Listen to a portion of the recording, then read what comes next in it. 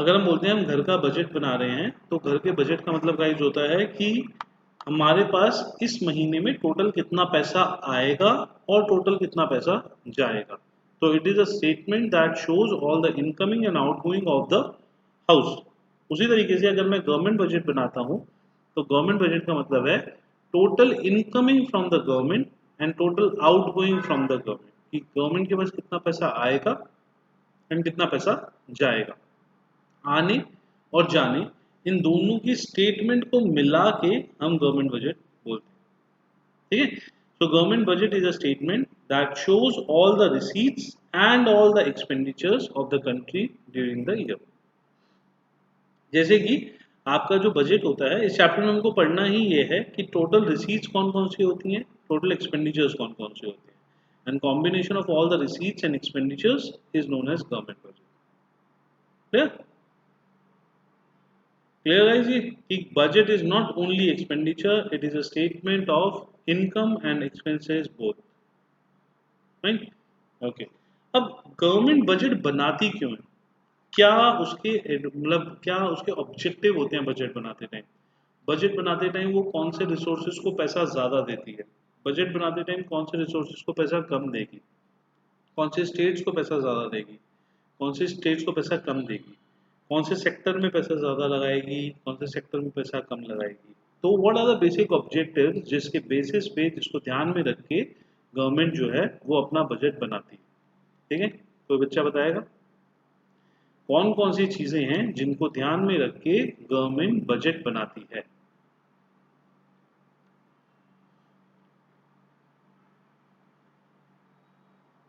Anyone?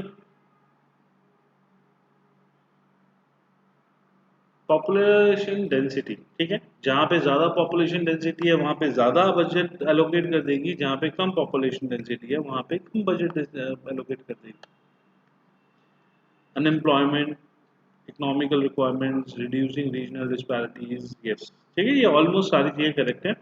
But guys इस तरीके से तो अगर मैं प्रॉब्लम्स गिनवाने लगा तो इकोनॉमी में तो हज़ारों प्रॉब्लम है, तो वो हज़ारों प्रॉब्लम्स अगर हम गिनवाने लगे तो इतने सारे ऑब्जेक्टिव्स थोड़ी बना सकते हैं। ठीक है, तो इनको हमने सारे जो भी आप बोल रहे हो सारी चीजों को ब्रॉड कैटेगरीज में समझा, जिसके अंदर ये सारे सब हेडिंग्स अपने आप आ गए। ठीक है, तो हमारा ये सारी की सारी चीजें हैं जो आप बोल रहे हो, बट इसी को हम थोड़ा सा ब्रॉड कैटेगरी में पढ़ते हैं। फर्स्ट आपका allocation, reallocation of resources. Second,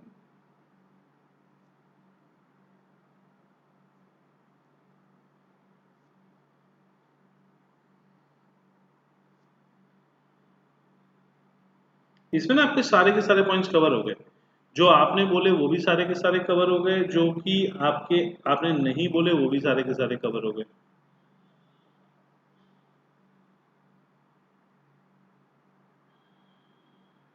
okay, reallocation of resources and redistribution of income and wealth, दो सबसे ज्यादा इंपॉर्टेंट गवर्नमेंट के ऑब्जेक्टिव्स होते हैं जिनके बेसिस पे वो अपना बजट बनाती है। These are the objectives of a government budget. ठीक है, ओके। अब रीएलोकेशन ऑफ रिसोर्सेज का मतलब क्या है?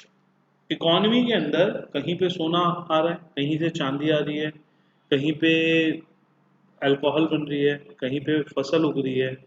अब जहाँ पे जो है जो चीज़ पैदा हो रही है, ज़रूरी तो नहीं वहीं पे वो चीज़ बिके।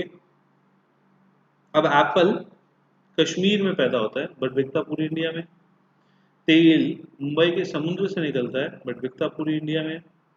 तो इसी तरीके से आपके जो रिसोर्सेज हैं वो हमको अलग अलग जगह से मिलते हैं।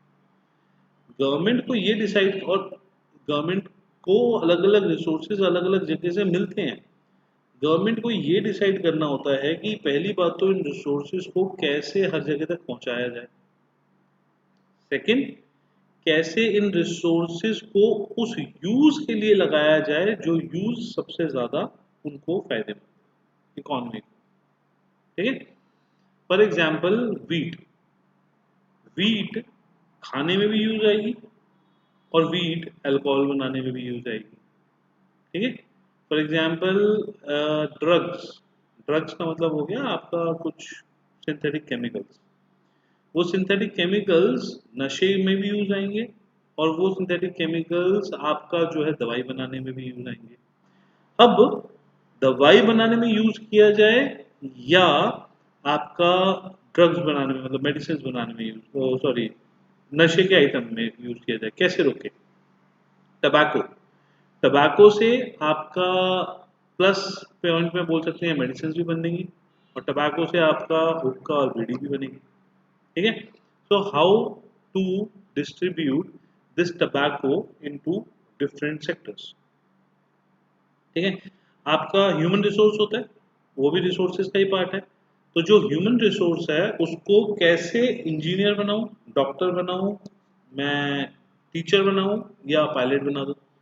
How can I distribute my resources, वो हमारा पहला एम होता है।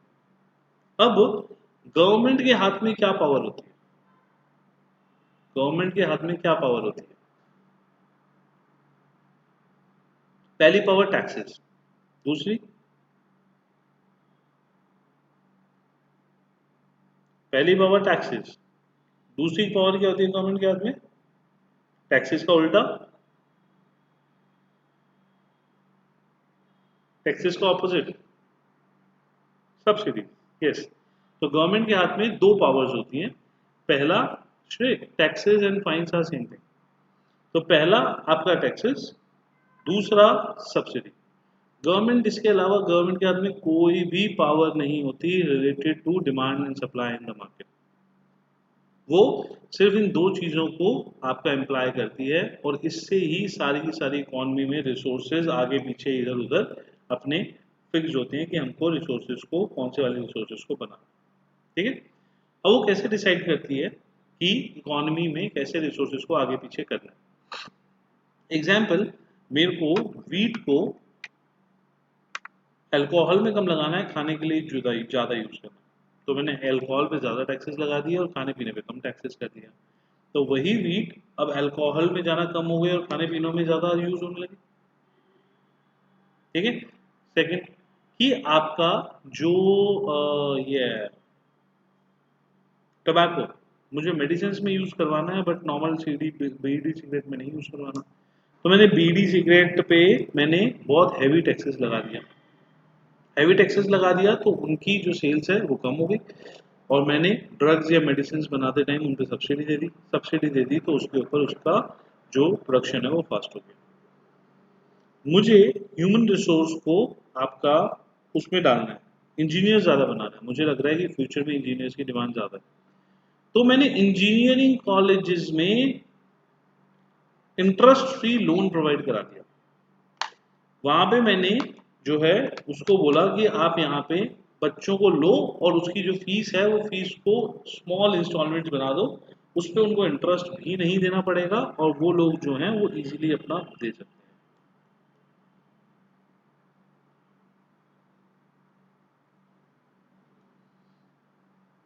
जिसको एडिक्शन है वो फिर भी लेगा प्रेम, बट सोचो एक एम्प्लॉय जिसकी सैलरी 20,000 है, अगर उसका मैं प्राइस कम कर दूंगा तो दिन में शायद 10 पिए सिगरेट्स और प्राइस ज्यादा कर दूंगा तो वही 10 की जगह शायद 5 पिए।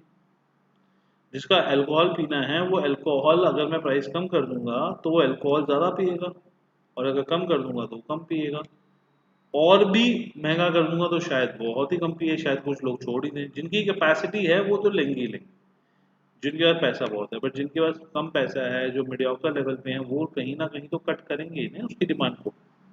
तो दैट्स व्हाई प्राइस इंक्रीज करने से डेफिनेटली प्राइस जो वो डिमांड जो होती है वो कट होती ही होती है, चाहे वो डिमांड पूरी हर बंदे की कट हो या धीरे धीरे थोड़ी थोड़ी कट हो।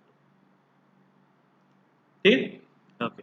तो इसके बाद हमारा रीएलोकेशन ऑफ रिसोर्सेज में हम बता रहे थे कि अगर जो एक स्टूडेंट है वो स्टूडेंट को आपका उसने स्कूल में साइंस लिया, साइंस लेने के बाद उसके पास दो ऑप्शन है, मेडिकल या इंजीनियरिंग।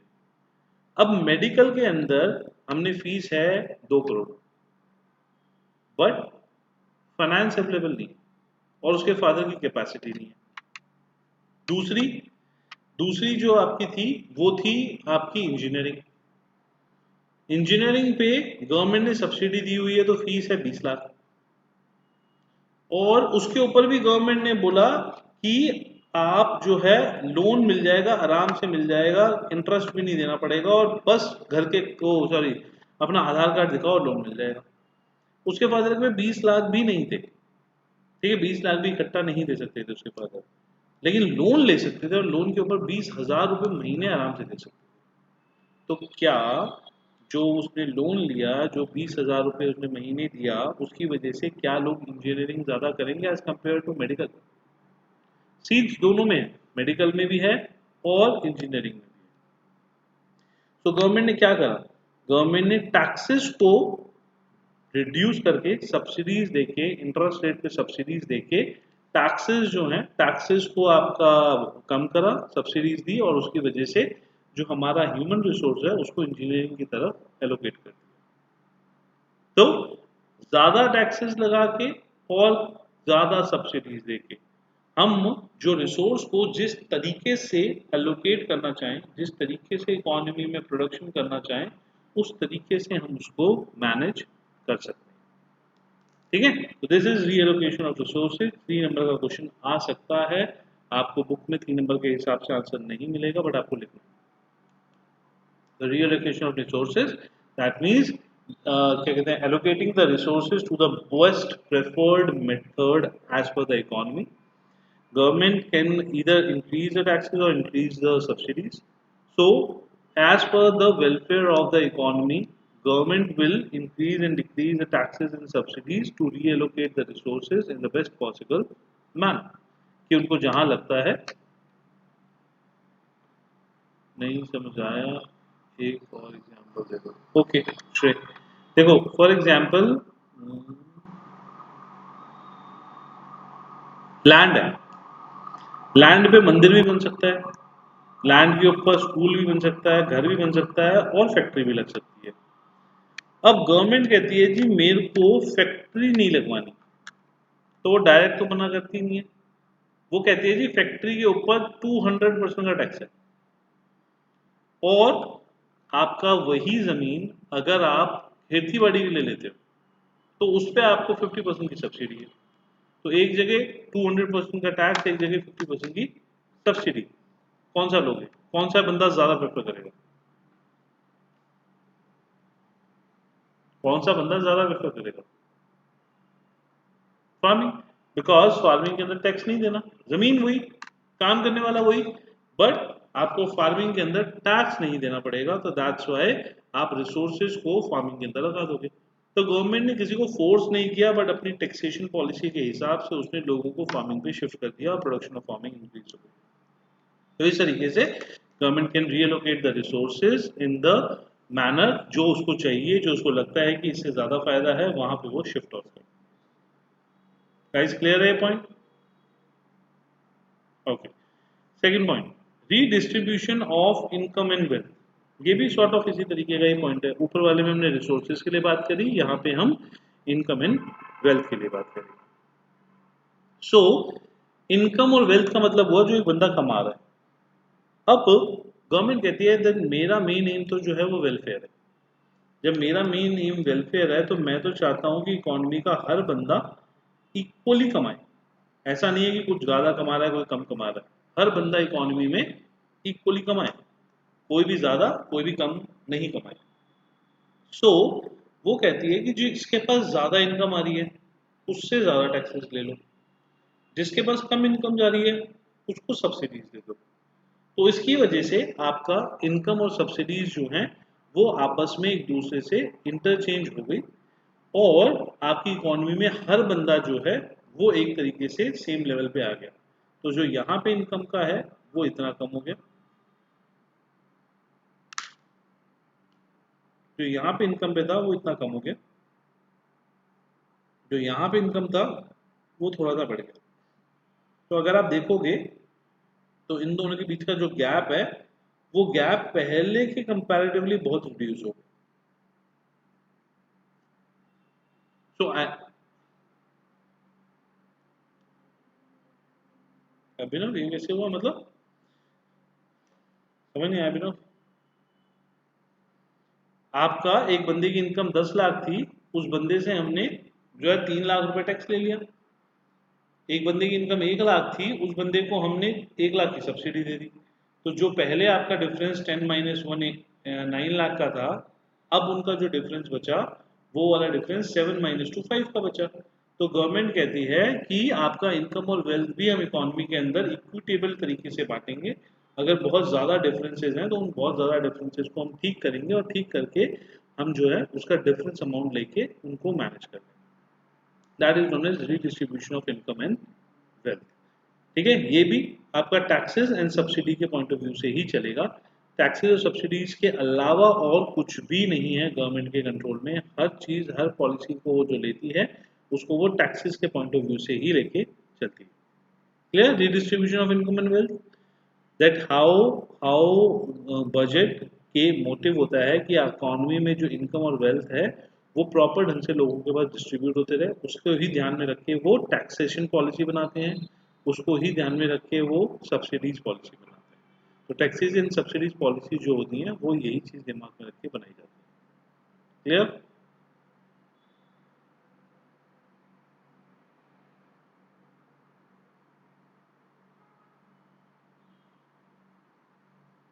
नहीं, मुकेश अंबानी का टैक्स बहुत ज्यादा है, मिडिल क्लास का टैक्स बहुत कम है। मुकेश अंबानी को पहली बात तो 33% का टैक्स देना पड़ता है। देखो मैं मुकेश अंबानी का आपको केस लिया करता हूँ। This is this is Mukesh Ambani.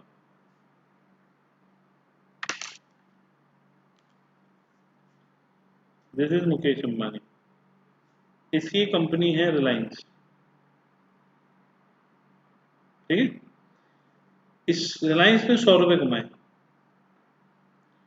100 रुपए पे सबसे पहले तो इसको 33 रुपीज का टैक्स देना पड़ा, जिसको हम बोलते हैं कॉर्पोरेट टैक्स। ठीक है, इसके पास रिमेनिंग बचे 66 रुपीज मोटा मोटी। इसमें से इसने कहा जी 66 में से 50 रुपीज मैं कर ले आता हूँ ड्राइंग। गवर्नमेंट कहती है जो आप लेके गए ना, इसके ऊपर 33% का आप टैक्स और भरो। तो 50 रुपए के ऊपर 33% का टैक्स भरा तो 17 रुपए का टैक्स हो गया। टोटल मैं बात करूं तो मैंने मुकेश अंबानी से 50% का टैक्स ले लिया, प्लस इन केस अगर मैं उससे वेल्थ टैक्स लूंगा तो वो अलग है। तो वेल्थ टैक्स मिला के 60 to 65% के बीच का मुकेश अंबानी टैक्स दे रहा है। एक नॉर्मल बंदा इतना टैक्स थोड़ी देता है।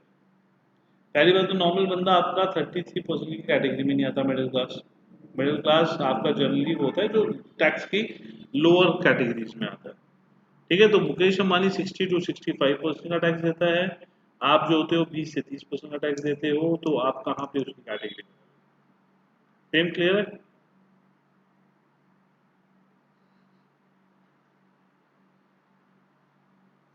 ओके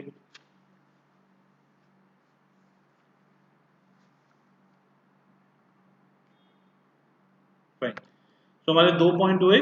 पहला रीएलोकेशन ऑफ रिसोर्सेज, सेकंड हमारा पॉइंट हुआ redistribution of income and wealth. ठीक है, थर्ड हमारा पॉइंट जो है भाई बच्चों वो है,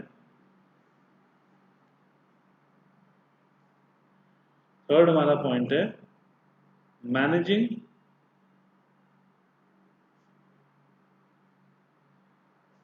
पब्लिक एंटरप्राइजेस। जो गवर्नमेंट की कंपनीज होती हैं वो गवर्नमेंट की कंपनीज को मैनेज करने का काम भी आपका बजट में होता है। कुछ गवर्नमेंट की कंपनीज हैं जो प्रॉफिट कमा के देती हैं। एग्जाम्पल, ऐसी कौन सी गवर्नमेंट की कंपनीज हैं जो प्रॉफिट कमा के देती हैं?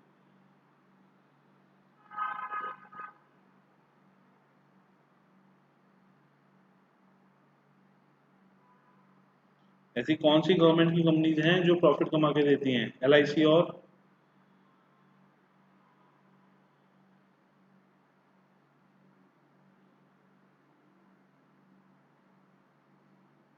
आरबीआई प्रॉफिट थोड़ी कमाता है विनोद। रेलवेज प्रॉफिट नहीं कमाता, इंडियन ऑयल प्रॉफिट कमाता है। कुछ और दो एग्जांपल्स जो प्रॉफिट कमाते हैं। मेट्रो, ठीक है, एयरवेज, yes। तो एसबीआई बैंकिंग सेक्टर बोल सकते हो आप, BHEL, SBI, BHEL, SBI, FMCG जो गुड्स की कंपनीज होती हैं, एसएआईएल सेल जो होता है, ये सारे प्रॉफिट कमाने वाले होते हैं। रेलवेज प्रॉफिट नहीं कमाता, गवर्नमेंट हॉस्पिटल्स प्रॉफिट नहीं कमाते, स्कूल्स प्रॉफिट नहीं कमाते। तो गवर्नमेंट के कुछ जो होते हैं वो प्रॉफिट कमाते हैं और कुछ जो होते हैं वो प्रॉफिट नहीं कमाते। अब गवर्नमेंट की जो प्रॉफिट कमाने वाली कंपनीज हैं उनका पैसा भी गवर्नमेंट के पास जाता है। कुछ ऐसी कंपनीज होती हैं जो लॉसेस में होती हैं, उनका पैसा गवर्नमेंट के पास से जाता है। तो जितनी भी पब्लिक एंटरप्राइजेज होती हैं उन पब्लिक एंटरप्राइजेज को संभालना, मैनेज करना भी जो काम है वो गवर्नमेंट का काम है। तो managing public enterprises are also the important task of the government. जो प्रॉफिट कमाती हैं वो गवर्नमेंट की इनकम है, जो लॉसेस करती हैं गवर्नमेंट के एक्सपेंसेस हैं, और उनके ऊपर एक्सपेंस करके उनको रेगुलर बेसिस पे देखना, उनके रेगुलर बेसिस पे उनसे काम करना इज मैनेजिंग पब्लिक एंटरप्राइज।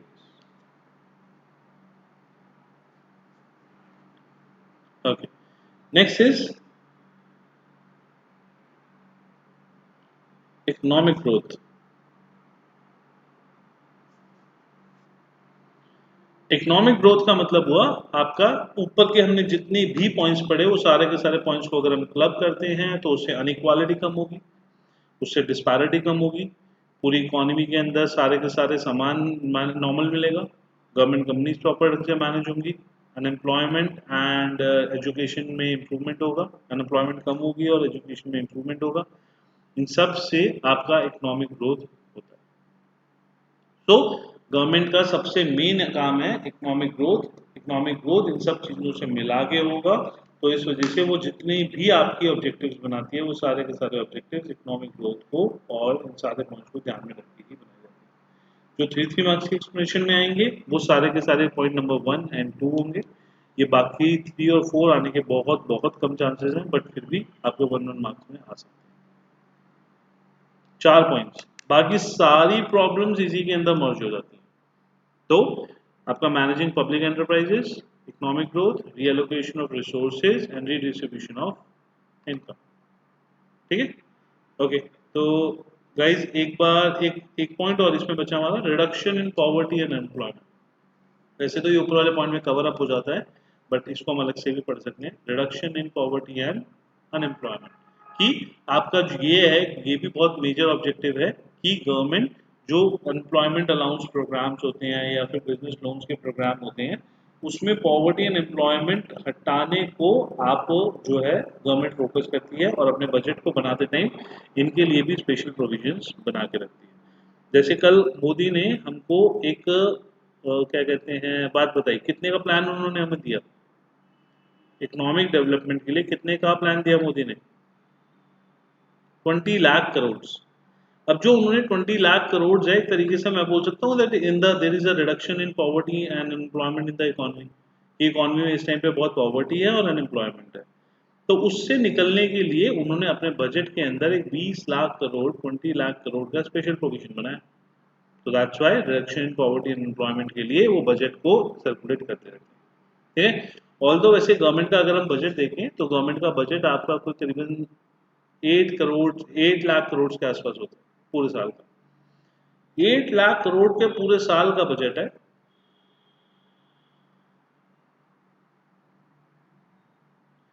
नहीं, प्रेम कितने भी अमाउंट का प्रोविजन नहीं बना सकते, बट आपकी इकोनॉमिक सिचुएशन जो है, इकोनॉमिक सिचुएशन से कैसे ओवरकम करेंगे। अब ये वाली सिचुएशन तो ऐसी है जिसमें हम कहेंगे लोन लेके भी काम चले तो it's okay, but normal situation जो होती है उसमें हम सोचते हैं कि जो हमारे पास पैसा पड़ा है उसी में से ही काम चल जाए तो सबसे बेटर है। बट ऐसी सिचुएशन में हम लोन लेके, बाहर से वर्ल्ड बैंक से लोन लेके, अपनी कंट्री के लोगों से लोन लेके, किसी भी तरीके से काम हमारा चलना चाहिए। तो आपका reduction of poverty and employment is also very important for the government. इन चारों पांचों पॉइंटों को ध्यान में रख के गवर्नमेंट जो है अपने डिसीजंस लेती हैं और उसके हिसाब से वो सोचती है कि बजट कितना बनाना चाहिए, किस स्टेट को कितना देना चाहिए। ठीक है, तो गाइज जिसके पास बुक है वो एक बार बुक से पढ़ो, जिसका बुक नहीं है हमारे जो स्क्रीन पे आपका टॉपिक आ रहे हैं एक बार उससे पढ़ो। पांचों पॉइंट्स कंप्लीट करो, किसी को डाउट हो तो मुझसे पूछो, जल्दी एक बार स्टडी करके देखो। की वजह से इकोनॉमी जो होगी वो बहुत ज़्यादा आपकी जो है कभी डिप्रेशन में जा रही है, कभी इन्फ्लेशन में जा रही है।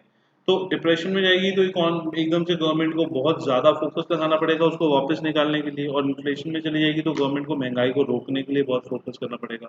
तो ना तो आप बहुत एकदम से ऊपर जाओ ना नीचे जाओ, स्टेबली आप ग्रोथ करते रहो। ठीक है, बहुत ज़्यादा फास्ट ग्रोथ भी अच्छा नहीं है, बहुत ज़्यादा स्लो ग्रोथ भी अच्छा नहीं है, स्टेबल एंड कांस्टेंट रह के आप ग्रोथ करो।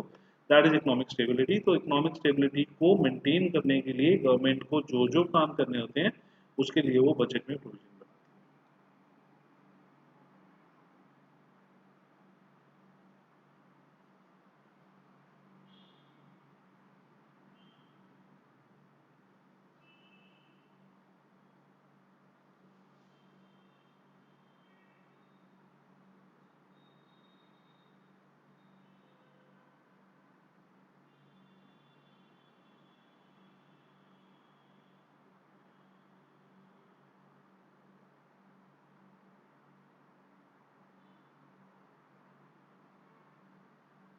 बाकी करो गाइस जल्दी।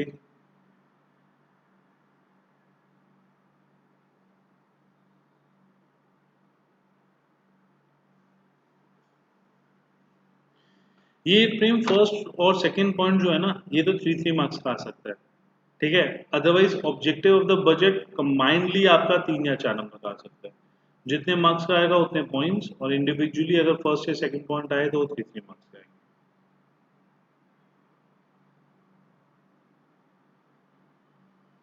पूरा चैप्टर आपका क्या कहते हैं 5 to 6 मार्क्स का है।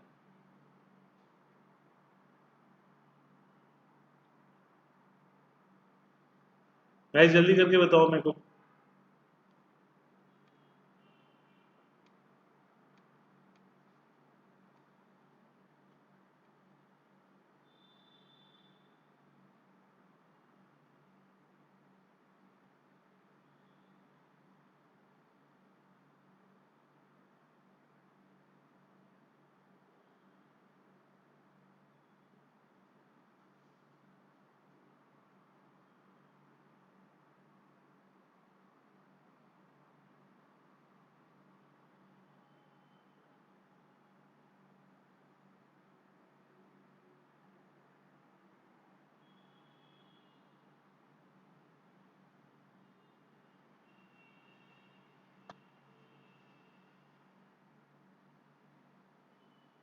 डन।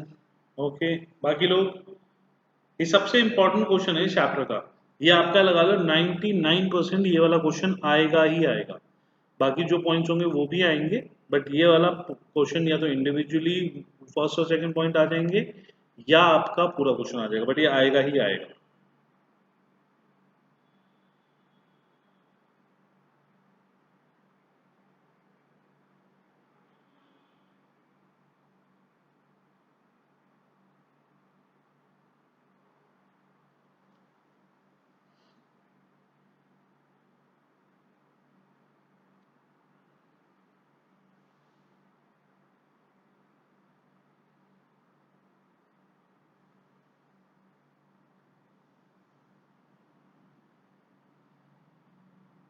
बाकी बच्चे जल्दी।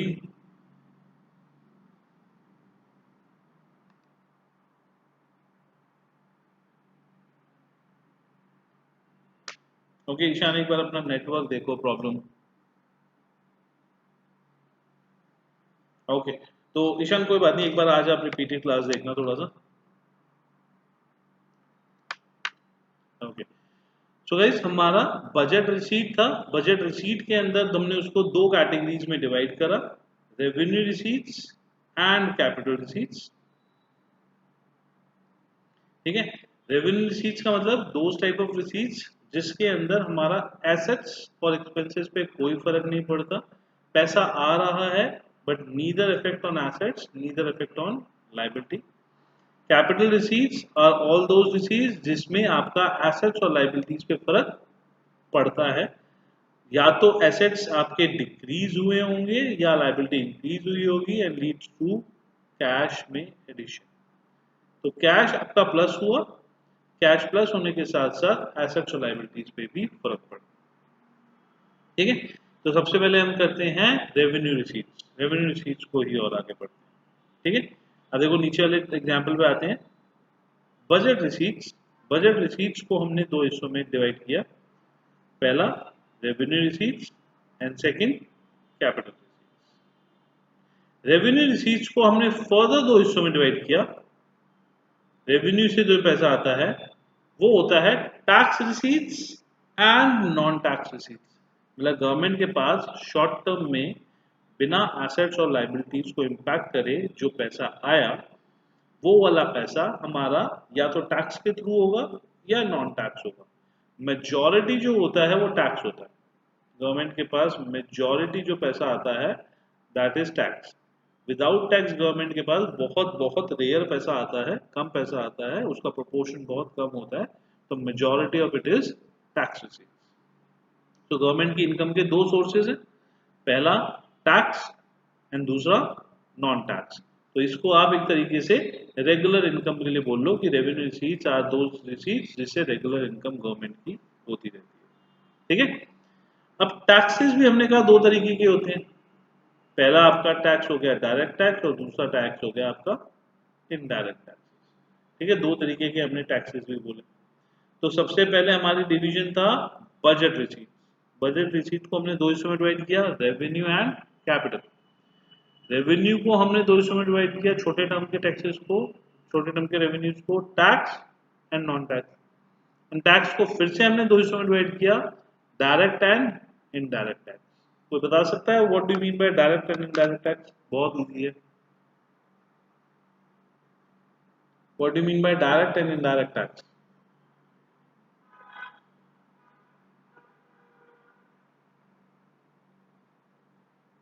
एनीवन?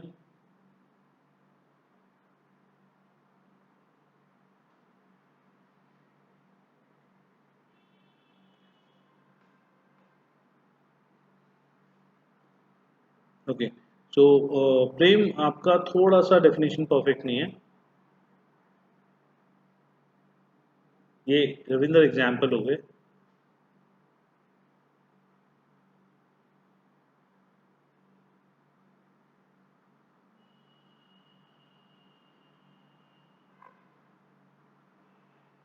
दिशा की डेफिनेशन ठीक है। ओके, डायरेक्ट टैक्स जो होता है, डायरेक्ट टैक्स का मतलब होता है कि जो बंदा पे कर रहा है, जो बंदा पे कर रहा है और गवर्नमेंट, इन दोनों का डायरेक्ट कनेक्शन है। Pair and government. जो गवर्नमेंट डायरेक्टली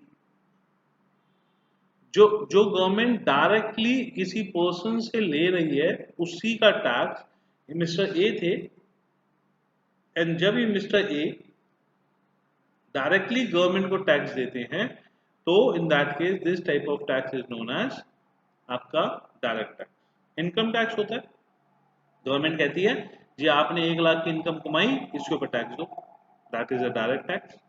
ठीक है, कॉर्पोरेट टैक्स मतलब कंपनी की इनकम, गवर्नमेंट कहती है आपकी कंपनी ने इनकम कमाई, टैक्स दो, कॉर्पोरेट टैक्स। ठीक है, GST is indirect. Wealth tax, gift tax, तो जो भी टैक्स गवर्नमेंट आपको इंडिविजुअली पकड़ लेती है और बोलती है जी आपका बनता है, आप दो टैक्स इतना directly, that type of tax is known as direct tax. Then comes to your indirect tax. जो टैक्स डायरेक्टली आपसे नहीं ले रहे, ये मिस्टर ए थे, मिस्टर ए से मिस्टर बी ने लिया एंड मिस्टर बी ने आपके बिहाफ पे गवर्नमेंट को दिया। तो mister B is the mediator. Okay, बताता हूं एक बार। Mister B is the mediator. Mister B आपका ए से टैक्स लेके गवर्नमेंट को देते हैं। जब भी क्वेश्चन पूछा जीएसटी तान्या, तो जीएसटी जो है वो आपसे कौन लेता है? शॉपकीपर। एंड गवर्नमेंट के पास कौन जमा कराता है? शॉपकीपर। तो जो जीएसटी है वो आपका इनडायरेक्ट टैक्स हुआ, because some other person is charging the GST from you and depositing with the government. वो गवर्नमेंट के पास डिपॉजिट आपसे लेने के बाद करा रहा है, is known as your indirect tax. Okay, Prem के क्वेश्चन का पहले आंसर देता हूं।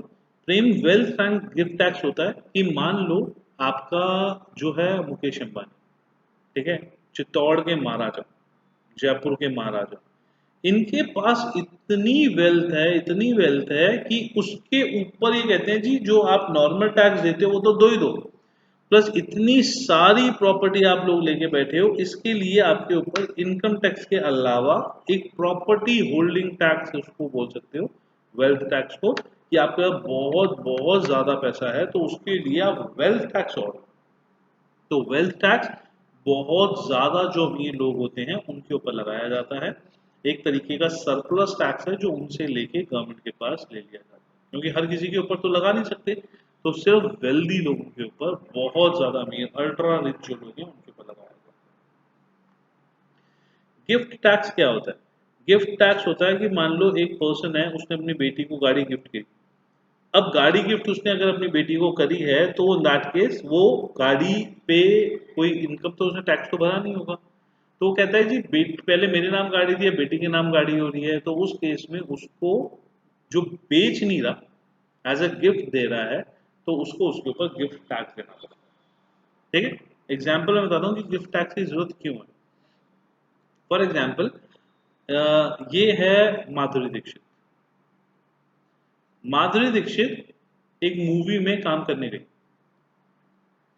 जब वो मूवी में काम करने गई तो मूवी वालों ने इसको बोला मैम आपकी फीस है 2 करोड़ रुपए। माधुरी बोलती है ओके फाइन। उन्होंने उसको कहा कि मैम हम आपको कैश में ना देंगे ना, 2 करोड़ की गाड़ी देंगे। क्यों? क्योंकि 2 करोड़ अगर आपको कैश में देते तो आपका 60-70 लाख जो है वो तो आपका लग जाता इसमें, क्या बोलते हैं, टैक्स में। अब 2 करोड़ में से 60-70 लाख मेरा टैक्स में चला गया तो मेरे पास पैसा ही बचा 160 के करीब, वो 140 के करीब। तो इन दैट केस उस केस के अंदर हम बोलते हैं जी आप गिफ्ट ले लो। अब उसने गिफ्ट तो दिया 2 करोड़ का, मैंने आपका गिफ्ट ले लिया, बट गवर्नमेंट का तो 60 लाख 70 लाख का नुकसान हो गया ना।